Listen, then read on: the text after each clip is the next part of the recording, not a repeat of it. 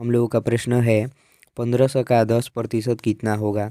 तो चलिए 1500 का 10% निकालते हैं और देखते हैं कि 1500 का 10% यानी कि 1500 का 10% कितना होता है।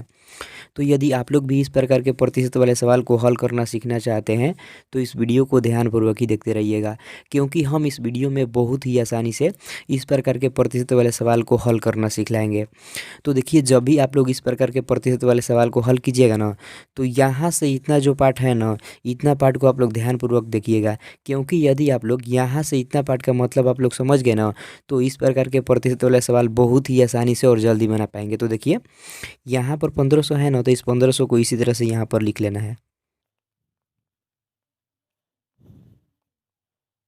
देखिए यहाँ पर का है, थोड़ा सा आप लोग ध्यान दीजिएगा। देखिए हम यहाँ पर भी का लिखे हुए हैं, तो इस का अर्थ होता है गुणा, इसलिए क्या करेंगे, इस का के लिए यहाँ पर गुणा का चिन्ह देंगे इस प्रकार से।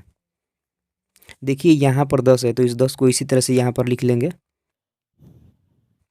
देखिए इस 10 के बगल में यहाँ पर प्रतिशत का चिन्ह है, थोड़ा सा आप लोग फिर से ध्यान दीजिएगा। देखिए हम यहाँ पर भी प्रतिशत के चिन्ह दिए हुए हैं, तो इस प्रतिशत के चिन्ह का अर्थ होता है 1/100, इसलिए क्या करेंगे, इस प्रतिशत के चिन्ह के लिए इस 10 के गुणे में 1/100 लिखेंगे इस प्रकार से। अब यदि आप लोग यहाँ पर देखते होंगे, तो जो इतना पार्ट यह बन गया ना, यह बाटा वाला गुणा बन गया। तो अब हम क्या करेंगे, ध्यान दीजिएगा, इस एक जीरो से इस एक जीरो कटा देंगे और इस दूसरे जीरो से इस जीरो कटा देंगे। तो देखिए यहाँ पर 150 बचा, तो यहाँ पर 150 लिखेंगे। यहाँ पर गुणा का चिन्ह है, तो गुणा का चिन्ह देंगे यहाँ पर। देखिए यहाँ पर 1 × 1 तो कितना होगा, 1 ही ना होगा, तो हम यहाँ पर 1 लिख देंगे।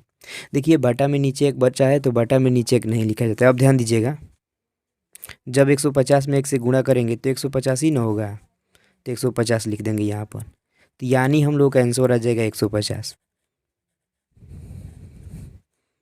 तो जब यदि दोस्तों हम लोग 1500 का 10% निकालेंगे ना, तो 150 आएगा। इस प्रश्न को आप लोग इस तरह से भी आप लोग समझ सकते हैं कि 1500 रुपये का 10% कितना होगा। तो जब हम लोग 1500 रुपये का 10% निकालेंगे ना, तो 150 रुपये आएगा।